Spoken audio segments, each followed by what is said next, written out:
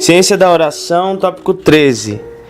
Quem odeia o outro, na verdade, está odiando a si mesmo. Enquanto conversava com ela, ficou evidente o motivo pelo qual ela detestava os afazeres domésticos e odiava a cunhada. Na verdade, ela odiava sua própria covardia e não a cunhada. Ela sentia-se humilhada por ter de viver na dependência da cunhada e odiava esse fato. Isso porque, por ela estar vivendo ali, estava realmente apoderando-se dos trabalhos domésticos, que seriam da cunhada. Portanto, o que fizera com que sentisse ódio de si mesma fora a presença dessa cunhada, como também o fato de estar apoderando-se do trabalho da cunhada. Assim, compreendeu a razão pela qual odiava a cunhada e os trabalhos domésticos relacionados com ela. Em geral, quando uma pessoa sente ódio de alguém, na verdade, está odiando sua própria desgraça. Passa a odiar o outro como condição para manter essa desgraça. Ou seja, pode-se dizer que o ódio que ela sente em relação ao próximo é pela própria humilhação, porque passa. Ou seja, projeção do ódio contra si mesma. O real problema dessa senhora não era o fato de não gostar dos trabalhos domésticos, nem o de estar odiando de verdade a cunhada. A raiz dos seus problemas estava na vergonha que sentia em ter de viver na dependência da sua cunhada, e no ódio que sentia de si mesma por não conseguir se sustentar. Isso foi esclarecido através da psicanálise da senhora Mann. Em geral, nasce o ódio contra si mesma quando a pessoa não se encontra onde deveria estar, nem está cumprindo seus deveres e não está colocando em prática aquilo que é capaz de fazer. Em tais situações, a voz de Deus, que está no interior dela, passa a censurar sua situação desse momento. E isso constitui ódio contra si mesma. Portanto, quando a pessoa sente ódio de si mesma, significa que sua natureza divina, interior, está advertindo-a e tentando orientá-la, podendo também dizer que está fazendo com que ela sinta desejo de deixar o lugar onde se encontra. Consequentemente, fica-se num estado mental intranquilo, e para se justificar, diz que não está errada de forma nenhuma, imaginando que está ao contrário, sacrificando-se pelo irmão e pela cunhada.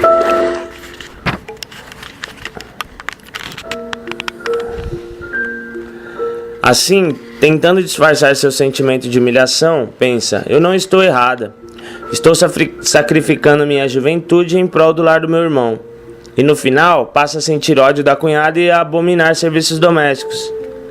A senhora Mann escreveu que teve muito trabalho para explicar de modo convincente a essa senhora que todas as pessoas nascem sobre a superfície terrestre com uma missão. Portanto, terá indubitavelmente um trabalho e através desse trabalho conseguirá tudo o que é necessário para a sua vida cotidiana. Contudo, a senhora Mann conseguiu finalmente fazer com que ela percebesse o que desejava de fato. A senhora Mann usa um método para investigar qual é o verdadeiro desejo da alma das pessoas que a procuram pedindo orientação, a fim de solucionar problemas da vida. Esse método consiste em fazer com que as pessoas descrevam detalhadamente no seu currículo a educação religiosa, escolar e cultural que receberam desde seu período infantil.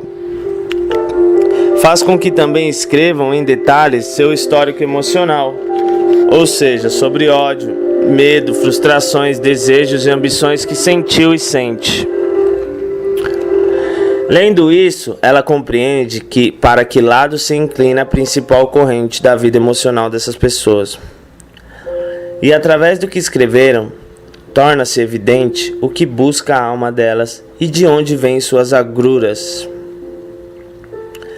Naturalmente, apenas com isso revelado, ela não consegue libertar as pessoas das suas agruras. Precisa ir direcionando seus sofrimentos para a direção correta, através da oração. e, analisando a história pessoal escrita por elas mesmas, descobre qual a direção adequada para elas seguirem avante. No caso dessa senhora citada acima, a senhora Mann descobriu pela história pessoal escrita por ela que tem grande carinho pelas crianças. Portanto, estava claro qual deveria ser a oração destinada a ela. A senhora Mann orou juntamente com ela, pedindo a Deus que lhe concedesse um trabalho que lhe permitisse cuidar de crianças, por ser o verdadeiro desejo dela. Com isso, essa oração foi atendida imediatamente. Ela foi contratada para cuidar de 2 crianças, filhos de um jovem promotor. Esse foi um trabalho extremamente adequado ao dom dela, e ela pôde, por meio desse trabalho, levar uma vida extremamente feliz. Percebeu que não era verdade, que não gostava de serviços domésticos. Logo casou-se com um promotor, amigo do seu patrão, e passou a levar uma vida muito feliz, com amor, paz e ricas bênçãos. E agora troca receitas culinárias com sua cunhada, que outrora achava que odiava, e mantém reciprocamente um relacionamento feliz e harmonioso.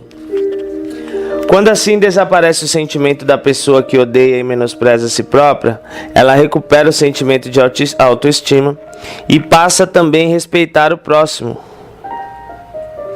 Em todo caso, quando oramos para algo e não conseguimos obtê-lo, significa que isso não é verdadeiramente o nosso desejo sincero. Portanto, devemos refletir para que desejamos isso? E se na parte mais profunda desse para que houver um desejo verdadeiro, devemos abandonar o desejo falso e orar a Deus por esse desejo sincero, acreditando que ele já se realizou. Se assim confiarmos a Deus o processo todo de concretização, isso se realizará indubitavelmente.